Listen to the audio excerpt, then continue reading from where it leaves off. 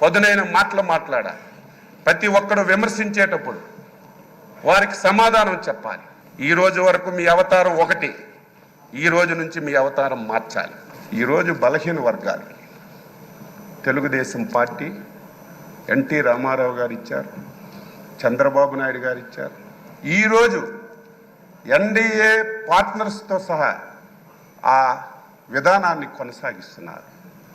ఈరోజు మీకు శాసనసభాపతిగా ఎన్నుకోవడం ఇది ఒక చరిత్ర.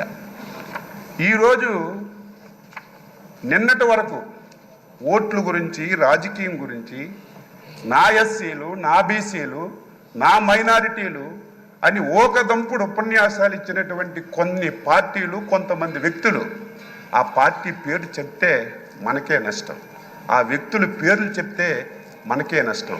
అటువంటి పార్టీలు ఒక బలహీన వర్గాలకు చెందిన వ్యక్తిని ఎన్డీఏ ఆ స్థానంలో కూర్చోపెడితే ఈ ఘట్టాన్ని చూడడానికి కూడా ఇష్టం లేనటువంటి పార్టీలు, నాయకులు ఈరోజు రాష్ట్రంలో ఉండడం బాధ కలుగుతుందని ఈ సందర్భంగా తెలియచేస్తున్నారు.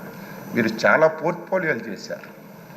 ఏ పోర్ట్ఫోలియో చేసినా ఆ పోర్ట్ఫోలియోనే వన్ని తీసుకొచ్చారు. ఆ పోర్ట్ఫోలియోల ద్వారా ఈ రాష్ట్రానికి ఎనలేనటువంటి మేలు చేశారు. గత శాసనసభ ఇప్పుడే మా అధ్యక్షులు వారు పవన్ కళ్యాణ్ గారు, లోకేష్ బాబు గారు అందరూ చెప్పారు. ఆంధ్రప్రదేశ్ చరిత్రలో 2019-24 శాసనసభ ఒక దుర్మార్గమైనటువంటి సభ. ఆ సభలో నేను కూడా సభ్యుడిగా ఉన్నాను. 23 మంది ఎమ్మెల్యేలు మాట్లాడడానికి అవకాశం లేదు, మా వైపు చూడలేదు.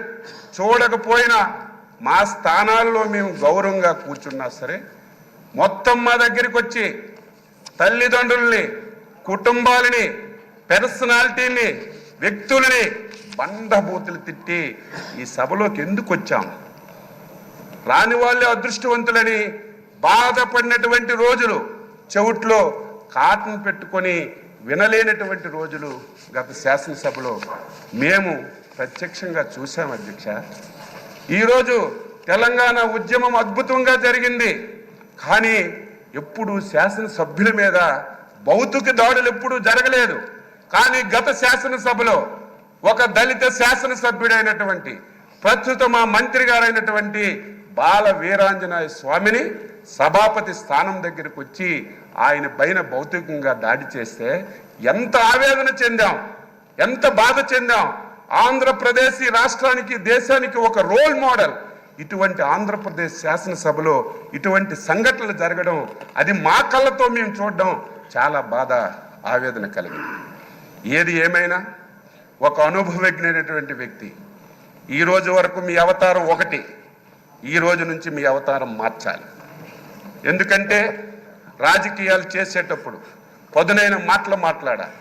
ప్రతి ఒక్కడు విమర్శించేటప్పుడు వారికి సమాధానం చెప్పాలి. కానీ ఈ రోజు నుంచి మీరు శాసనసభాపతి.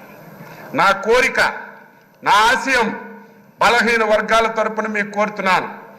ఈ సభ 2024-29 శాసనసభ మా బలహీన వర్గాలకు చెందినటువంటి చింతకాయల అయ్యన్న పాత్ర గారి నాయకత్వంలో ఒక దేశానికి ఒక రోల్ మోడల్గా ఈ సభ ఉండాలి. ఇది ప్రతి ఒక్కరూ చెప్పుకునే విధంగా మనందరం కూడా ప్రవర్తించాలి. దాదాపుగా 78 మంది, నాకు సరిగా ఇంక తెలియదు, మొదటిసారి శాసనసభ్యులుగా 88 మంది. కొంతమంది ఒకసారి 2 సార్లు అయ్యారు. నేను కూడా 6 సార్లు శాసనసభగా ఎన్నికయ్యే అవకాశం మా నాయకులు శ్రీ నారా చంద్రబాబు నాయుడు గారు ఇచ్చారు. ఆయన ఎప్పుడైతే ముఖ్యమంత్రిగా బాధ్యతలు స్వీకరించారో అప్పుడే నేను ఎమ్మెల్యే అయ్యాను. నేను కూడా సభ్యులందరికీ కోరుతున్నాను, ఎవరమైనా సరే కొంతమంది వ్యక్తుల పేర్లు ఈ శాసనసభలో వినడానికి వీలు లేదు, పార్టీల పేర్లు ఎక్కర్లేదు. ఎవరు ఏది చెప్పినా స్వచ్ఛంగా మనం సమాధానం ఇద్దాం, రాష్ట్ర ప్రయోజనాల గురించి పనిచేద్దాం. ఈ పార్టీ మీద ఒక అచంచలమైన విశ్వాసంతో, ఎన్డీఏ మీద ఒక అచంచలమైనటువంటి ఒక నమ్మకంతో ఒక మ్యాండేట్ ఇచ్చారు.